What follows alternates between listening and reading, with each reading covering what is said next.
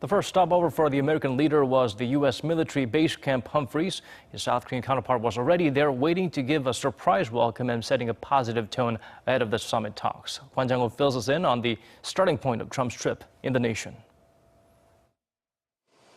The red carpet was rolled out for U.S. President Donald Trump as he made his first visit to the Korean Peninsula. Several U.S. presidents have visited South Korea in recent years, but this was the first formal state visit in 25 years since George Bush Sr. Official requirements of a state visit meant Trump was greeted with a guard of honor, a 21-gun salute, and a senior minister, in this case Kang Kyung-hwa, the foreign minister. He then promptly boarded his Marine One helicopter brought in from America and flew to a U.S. military base, Camp Humphreys, for his first stop in Korea.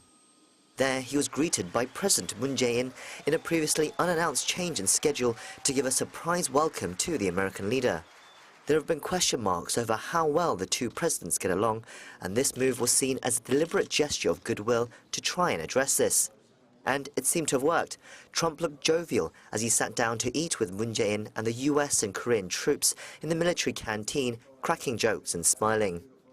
Well, I had a choice of having a beautiful, very fancy lunch, and I said, no, I want to eat with the troops, and we ate with the troops. It was good eating. It was good eating.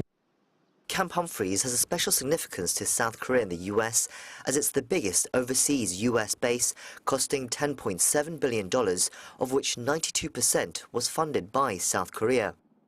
A presidential spokesperson said the base represents the strength of the alliance, and President Moon took the time to thank the US forces. 어려울 때 진정한 친구를 알 수 있다고 합니다. 여러분은 우리 대한민국이 가장 어려울 때 함께 피 흘린 진정한 친구입니다. 여러분은 우리 한미동맹의 아주 든든한 소속이고 또 한미동맹의 미래입니다. It was perhaps unusual for the first stop of a state visit to be at a military base, but it seemed to set a positive tone for the start of President Trump's trip before the leaders sat down for more serious discussions. Kwon Jang-ho, Arirang News.